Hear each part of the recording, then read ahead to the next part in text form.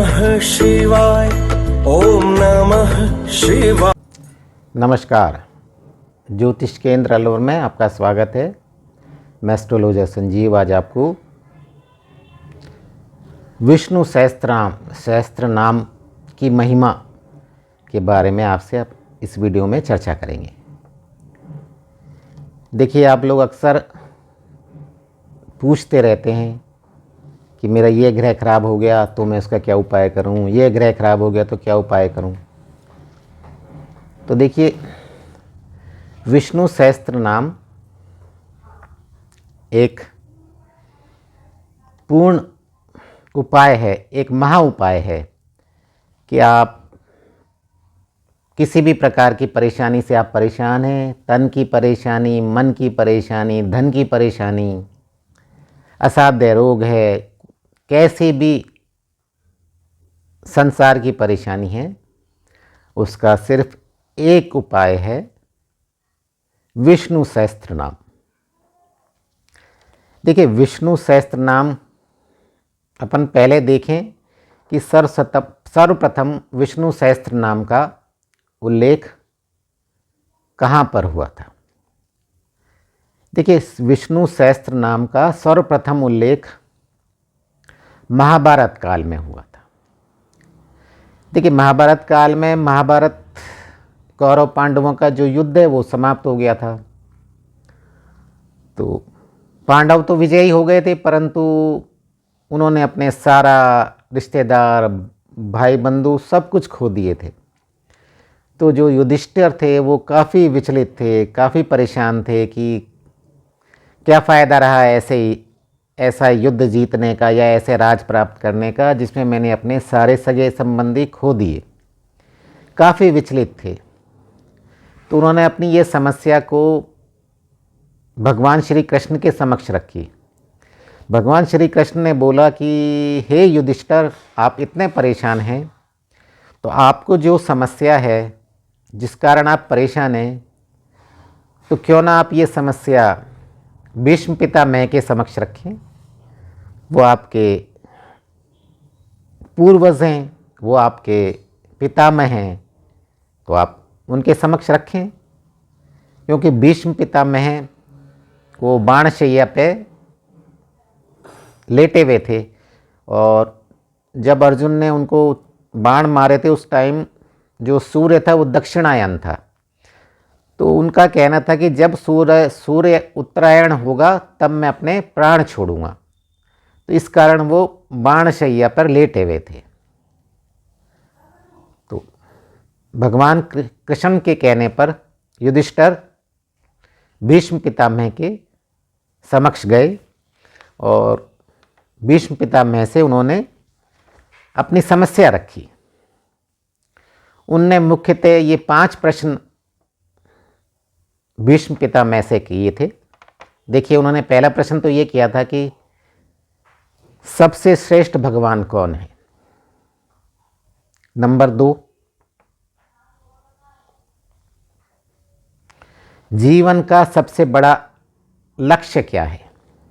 Number 3, क्या हम ईश्वर की पूजा करें तो हम अपने जीवन में समृद्धि पा सकते हैं। नंबर 4, ऐसा कौन सा मंत्र है जो हमें मुक्ति दे दे। और नंबर 5, भगवान की कृपा प्राप्ति का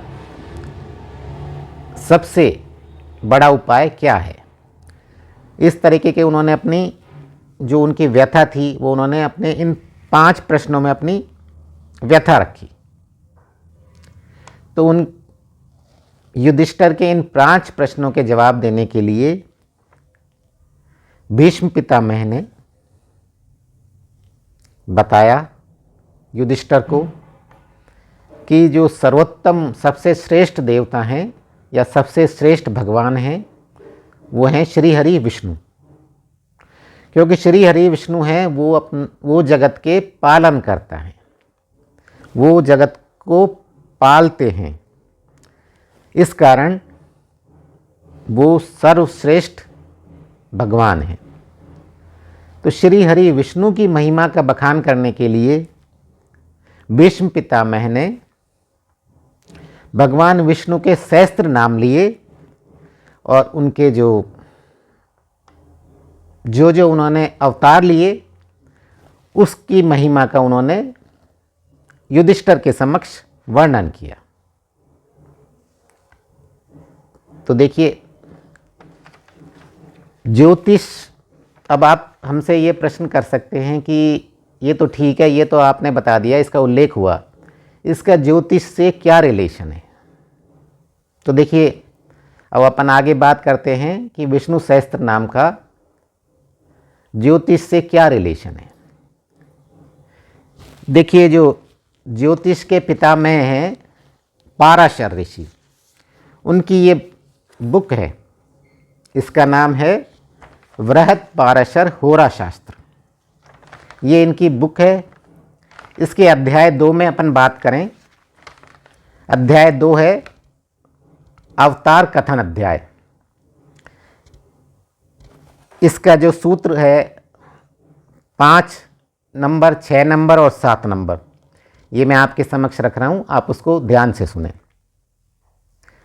रामोवतारे सूरस्य चंद्रस्य यदुनायक नरसिंहो भूमिपुत्रस्य बुद्ध सोमसुतस्य च वामनो विबुद्धे जयस्य भार्गवस्य च कूर्मो भास्कर पुत्रस्य सेहि केयस्य सूकर केतो मीनावतारश्च ये चान्ये ते अपि खेटच परमात्मा अंशो दिको येषु ते सर्वे खेचरा विद्या। अब देखिए इसका अर्थ क्या है। देखिए जो भगवान राम का अवतार हुआ वो सूर्य, उसका रिलेशन है सूर्य से। इसी प्रकार जो कृष्ण अवतार हुआ उसका रिलेशन है चंद्रमा से। नरसिंह अवतार है उसका संबंध है मंगल से। और बुद्ध, भगवान बुद्ध जो अवतारित हुए उसका संबंध है बुद्ध से। वामन अवतार जो श्री हरि विष्णु ने लिया उसका संबंध है गुरु से। परशुराम अवतार जो श्री हरि विष्णु ने लिया उसका संबंध है शुक्र से।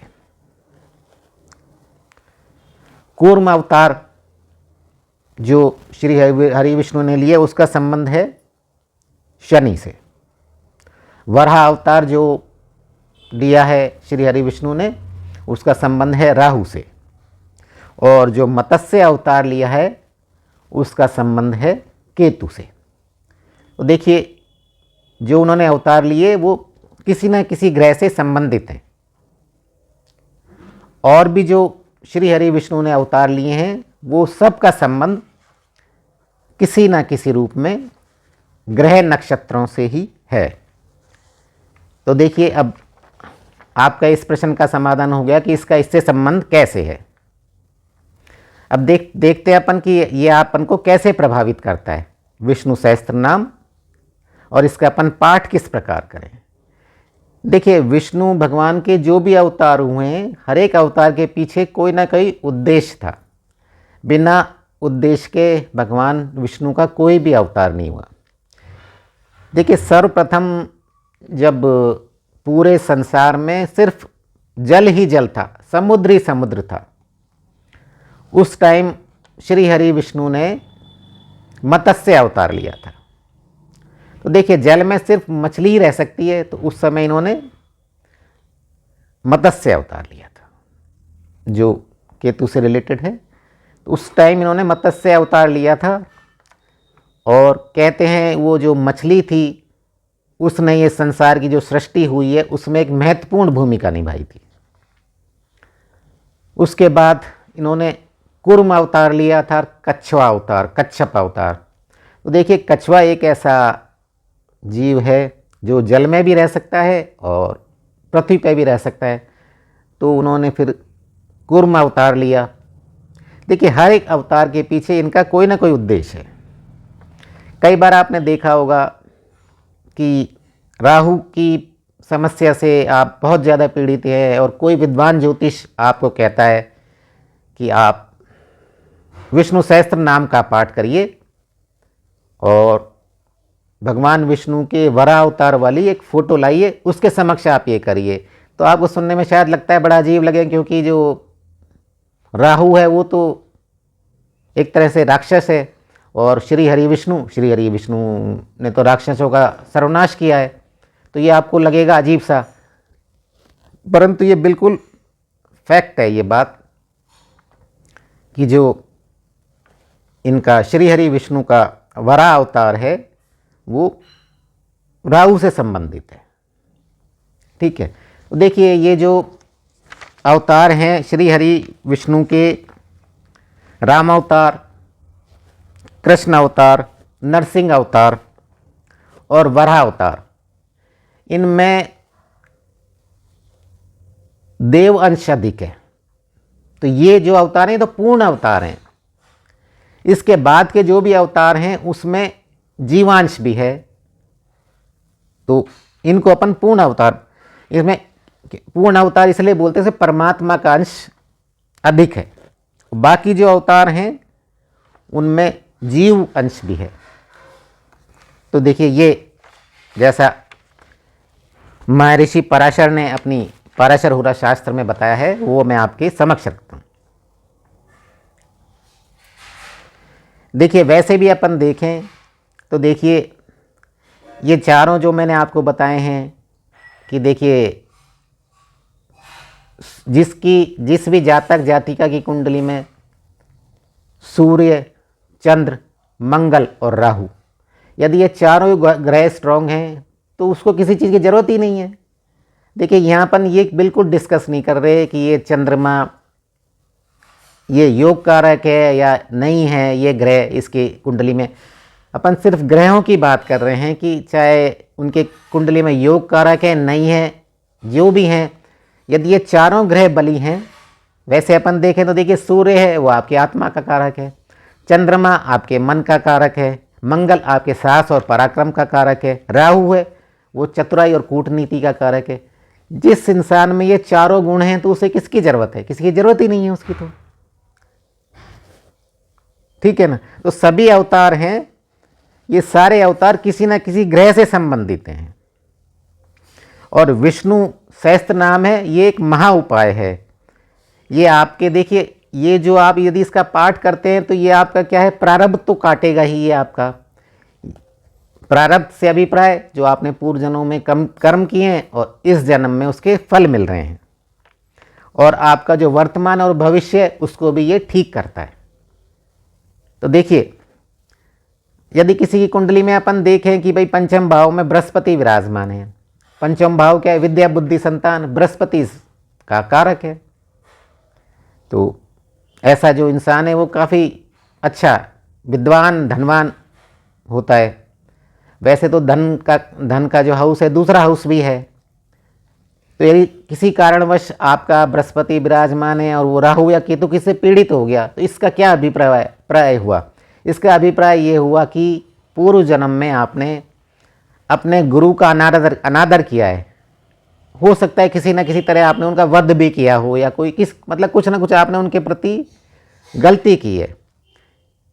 तो यदि इस प्रकार की आपको कोई दिक्कत है तो आप विष्णु सहस्त्र नाम का आप पाठ करेंगे तो आपका जो प्रारब्ध आपके कर्म है जो इस जन्म में आपको फल दे रहे हैं, आपको इससे संतान से रिलेटेड कोई इशू हो रहा है इस जन्म में, या धन से गुरु से रिलेटेड कोई भी इशू हो रहा है, तो आप करिए विष्णु सहस्त्र नाम का पाठ, तो आपके जो प्रारब्ध कर्म है वो कट जाएंगे और इस जन्म में आपको अच्छे फल देने लग जाएंगे।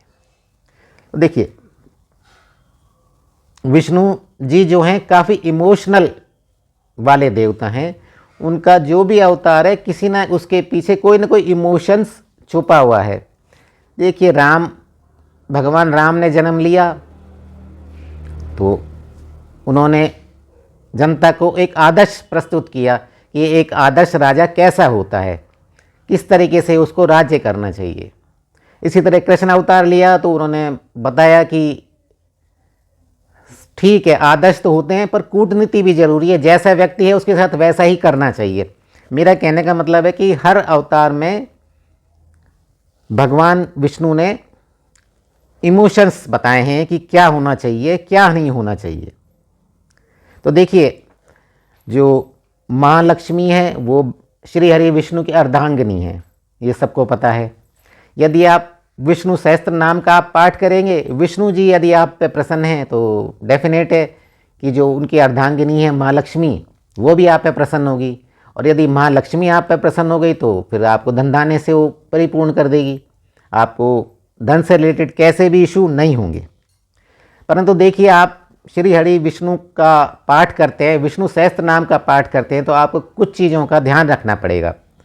देखिए, सबसे पहले तो आपको समय कि देखिए आपको समय निर्धारित करना पड़ेगा कि आप ये पाठ किस समय करना चाहते हैं। यदि आपने डिसाइड कर लिया कि मैं सुबह पाठ करूँगा तो फिर आप उस पाठ को सुबह ही करिए, ठीक है। तो आपको समय आपको निर्धारित करने पड़ेगा। दूसरे नंबर का आपको संकल्प, आप संकल्प लें। संकल्प से अभिप्राय ये बिल्कुल नहीं है कि आप संकल्प किसी पंडित को बुलाएं या किसी ब्राह्मण को बुलाएं और वो आपसे 50 प्रकार की क्रियाएं कराए और फिर आपको संकल्प दिलावे। संकल्प से अभिप्राय है आप मन में संकल्प ले लें कि साहब मुझे तो 11 अध्याय करने हैं, 21 अध्याय करने हैं विष्णु सहस्त्र नाम के। तो आप उस संकल्प को लेके और उस संकल्प के साथ विष्णु सहस्त्र नाम का पाठ करें।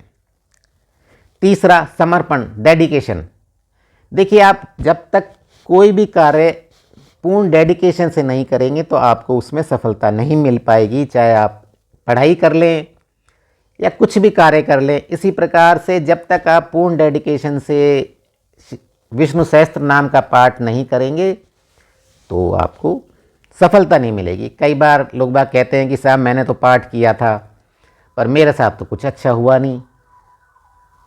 तो जिसने भी किया उसने ना तो समय का ध्यान रखा, ना संकल्प लिया, ना डेडिकेशन से किया, ठीक है। और एक संख्या मतलब संख्या निर्धारित कर लें, उस हिसाब से करें कि 11, 21, 51 जो भी आपको करने हैं उस हिसाब से आप इसको करेंगे तो देखिए, आप ऐसा कोई भी चीज़ नहीं है इस संसार में जो आपको विष्णु सहस्त्र नाम का पाठ करने से नहीं प्राप्त हो। तो देखिए, अपने ये जो विष्णु सहस्त्र नाम है का जो पाठ है ये स्वयं सिद्ध है, आपको कोई सिद्ध करने की इसको ज़रूरत नहीं है। आप तो पूर्ण डेडिकेशन से, संकल्प से और समय निर्धारित करके इसका पाठ करें तो भगवान विष्णु की कृपा आप पे बनी रहेगी। बस भगवान विष्णु की आप पे कृपा बन गई तो आपको कुछ भी करने की ज़रूरत नहीं है। देखिए, वैदिक मंत्र भी 3 प्रकार के होते हैं, वैदिक, तांत्रिक और अघोर मंत्र। तो तांत्रिक और अघोर मंत्र को तो आपको सिद्ध करना पड़ता है। वैदिक मंत्र वो हैं जो शास्त्र में जैसे हैं एज इट इज़ आपके समक्ष प्रस्तुत हैं। तो विष्णु सहस्त्र नाम तो वैदिक मंत्र है, ये तो स्वयं सिद्ध है, इसे कोई सिद्ध करने की ज़रूरत नहीं है आपको। बस आप तो थोड़ा सा ध्यान रखें कि आप जो भी पाठ करें शुद्ध हृदय से करें, जो भी पाठ करें किसी के प्रति द्वेष भावना नहीं रखें। कि द्वेष भावना रख के आप यदि पाठ करते हैं किसी का अहित करने के लिए तो ये तो निश्चित बात है, आप यदि किसी का अहित करने के लिए भी पाठ कर रहे हैं तो उसका अहित तो निश्चित होगा, पर उसके अहित होने पर आपको दंड के भागी बनेंगे, आपको भी दोष लगेगा, उससे आपको भी नुकसान होगा। इसलिए आप द्वेष भावना से रहित होकर अपने परिवार का कोई भी कार्य, कोई असाध्य रोग से पीड़ित है या घर में कोई और समस्या है, पैसे की समस्या है, किसी भी प्रकार की समस्या है तो उसका एक रामबाण उपाय है विष्णु सहस्त्र नाम। विष्णु सहस्त्र नाम महा उपाय। देखिए, अपन वैसे भी देखें तो विष्णु सहस्त्र नाम क्या है। विष्णु सहस्त्र नाम ये है कि आप छोटे छोटे मोटे उपाय कर रहे हैं, छोटे मोटे 100 उपाय आपने करे और उसकी जगह आप एक बड़ा उपाय करें ना। जैसे अपन बोले साधारण भाषा में कि कोई बीमारी हो गई, आप डिस्पेंसरी में दिखा रहे हैं, डिस्पेंसरी में क्या दिखा रहे हैं, सीधा आप एम्स में दिखाओ ना। या और शब्दों में अपन कह दें कि कोई आपका कोर्ट में मुकदमा है तो आप सेशन कोर्ट की बजाय तो सुप्रीम कोर्ट की डबल बेंच में जाओ ना, जिसमें फैसला 100% आपके ही पक्ष में होने वाला है, उसको कोई नहीं रोक सकता।